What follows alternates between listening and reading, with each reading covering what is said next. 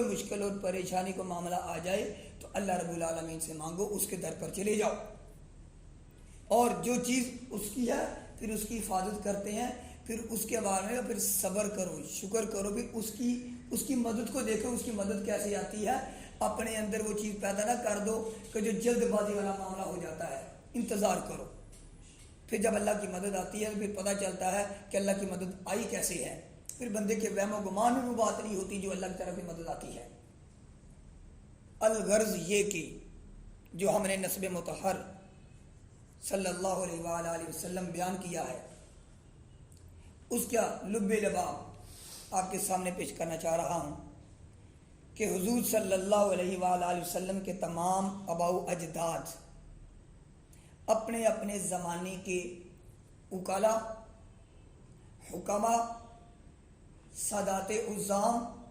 اور قائدین کرام تھے۔ فہم و فراست، حسن صورت، حسن سیرت، مکارم اخلاق، محاسن اعمال، حلم اور بردباری، جود و کرم اور مہمان نوازی میں یکتائی زمانہ تھے۔ سلسلہ نسب کے آباء کرام میں بہت سو کے متعلق احادیث مرفوعہ اور اقوال صحابہ سے معلوم ہو چکا ہے کہ وہ سارے کے سارے ملت ابراہیمی پر تھے، جن کا تذکرہ ہم نے پچھلی نشست میں کر چکے ہیں، ایک مختلف جگہوں پر ان کا تذکرہ کر چکے ہیں، اور فرمایا جن کا تذکرہ اقوال صحابہ میں یا کہ احادیث میں سے مرفوعہ میں سے ہمیں صراحتاً نہیں ملا، لیکن ان کے احوال ان کے صحیح الفطرت اور سلیم الطبیعت ہونے پر صراحتاً دلالت کرتے ہیں کہ نبی علیہ الصلوۃ والسلام کے آباء و اجداد کا جو معاملہ ہے شجر نسب ہے، جو کہ ایک پاک باز شجر نسب ہے، جو کہ ہمیں احادیث میں حضرت عدنان تک اور تاریخ بخاری میں حضرت ابراہیم علیہ الصلوۃ والسلام تک ملتا ہے۔ تو اس حوالے سے نبی علیہ الصلوۃ والسلام کا شجر نسب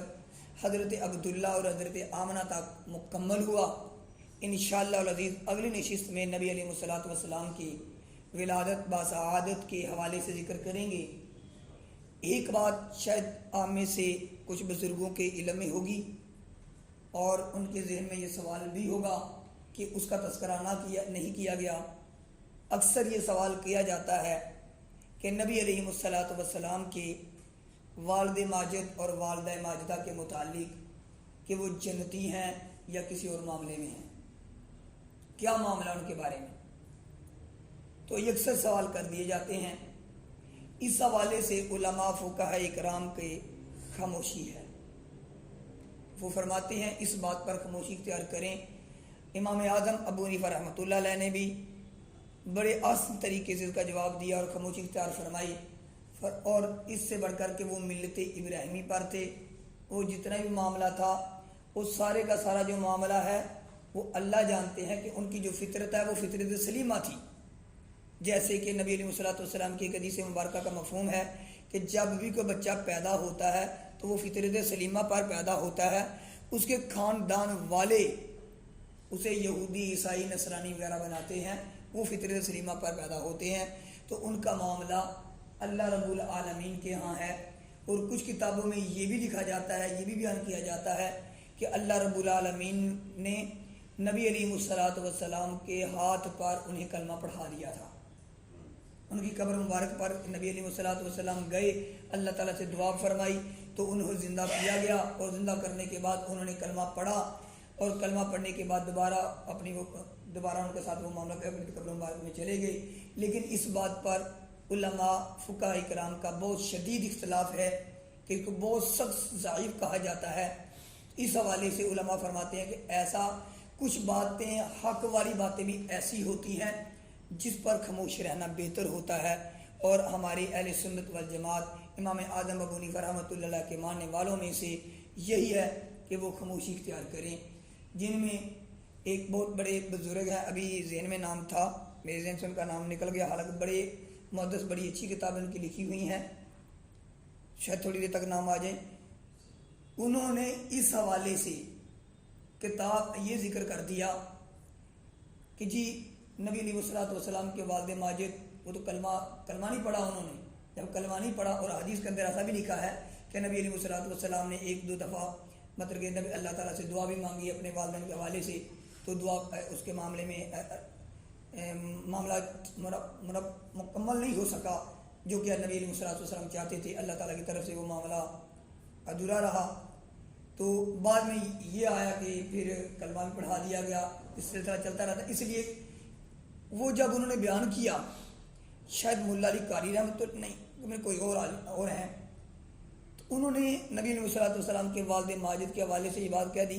कि जी उन्होंने तो कलमा तो नहीं पढ़ा इस हवाले से। तो उनकी इन किताबों के हवाले से 200 साल तक उनकी किताबों से इस्तिफादा हासिल नहीं किया गया,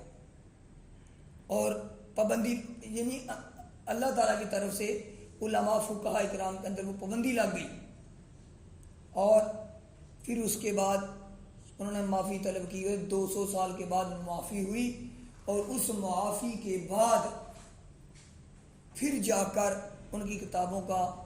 अब हवाला दिया जाता है। और बहुत बड़े मुहद्दिसीन उलमा किराम के अंदर हैं जो कि आज उलमा को उनकी किताबें पढ़ाई जाती हैं। तो उस वक्त उलमा फुक़हा फरमाते हैं कि कुछ हक़ ऐसे होते हैं उन पर खामोशी बेहतर होती है कि मुबादा कि तुम वो कलमा कह दो कि जो उस वक्त मुनासिबत ना रखता हो। तो इस पर बहस करना अल्हम्दुलिल्लाह हमारे अहले सुन्नत वल जमात का अकीदा है कि अल्हम्दुलिल्लाह नबी अलैहिस्सलाम के वालिद मोहतरम जन्नती हैं। अल्हम्दुलिल्लाह वो जन्नती हैं जिनकी निस्बत से, जिनकी वजह से ये सारा मामला है। उनके वालिदैन किस तरह किसी और मकाम पर जा सकते हैं, वो मकाम जो अल्लाह रब्बुल आलमीन ने अपने पैगम्बर अलैहिस्सलाम को अता फरमाया। और इतना हमने शजर नसब उनका मुतालिया सारा किया, इस हवाले से कहीं भी ऐसा नहीं मिलता कि जनाब वो शिरक में मुब्तला हुए। अल्लाह रब्बुल आलमीन ने एक ही बात फरमाई है कुरान मजीद के अंदर कि शिरक माफ़ नहीं करूँगा, बाकी जो भी गुनाह होगा माफ़ हो जाएगा। तो बाकी उनके इतने फ़ज़ाइल, इतने मनाकिब हैं, तो इस पर बात करना ही फजूल है कि जी वो जन्नती हैं या किसी और मकाम पर हैं। हमारा ये तसव्वुर ही नहीं, हमारा ये मामला ही नहीं है, ये अल्लाह के हैं। अल्हम्दुलिल्लाह हमारा ये अकीदा है और अकीदा रहना चाहिए कि नबी अलैहिस्सलाम के वालिद माजिद जन्नतुल फरदौस में बड़े ऊंचे और आला मकाम पर अल्हम्दुलिल्लाह फाइज हैं इंशाअल्लाह अज़ीज़। और अगर नबी अलैहिस्सलाम उस मामले को भी देखा जाए कि उन्होंने नबी अलैहिस्सलाम का कलमा नहीं पढ़ा, अगर उसको ज़ईफ़ बात भी हो, मिल्लत इब्राहिमी पर तो थे, तो मिल्लत इब्राहिमी पर जो भी है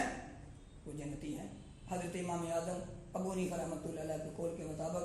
अल्लाह ताला हम सब को नबी अलैहिस्सलाम के आबा व अजदाद की